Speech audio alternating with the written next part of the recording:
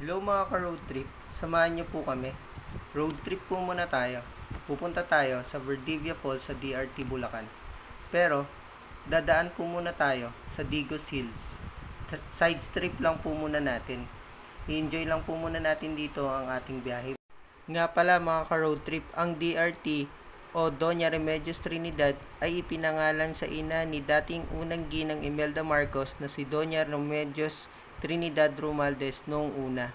Ito ay ibinahagi ng mga kalapit na bayan ngunit pinalawak at isinama upang maging isang hiwalay na munisipyo noong September 13, 1977 sa bisa ng Presidential Decree 1196.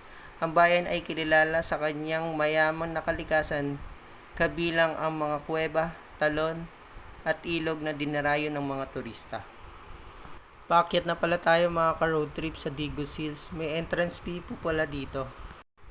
Ito na po yung ganda at view ng Digos Hills. Nasa mataas na area po ito, kaya makikita po dito yung mga nasa ilalim. Ang lamig at ang lakas po ng hangin dito. Tiyak na makakapag-relax po kayo. Biyahe na po ulit tayo dito papunta ng Valdivia Falls.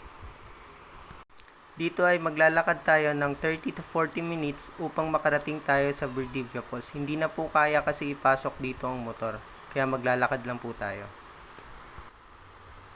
Nalakaran. Sana worth it ang ating pupuntahan.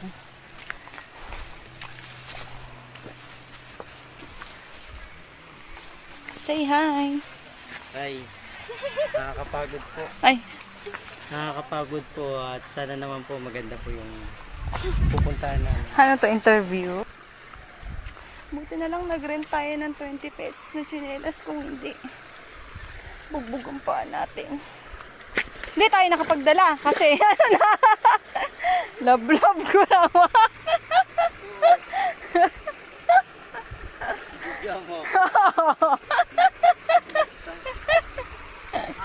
Ano na, oh. Okay ka lang?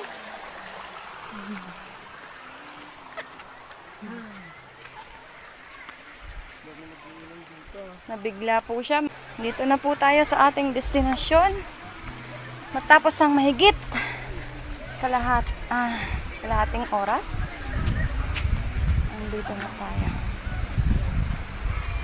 Ayan na, nakikita niyo na ba yung falls? Ayan na yung falls.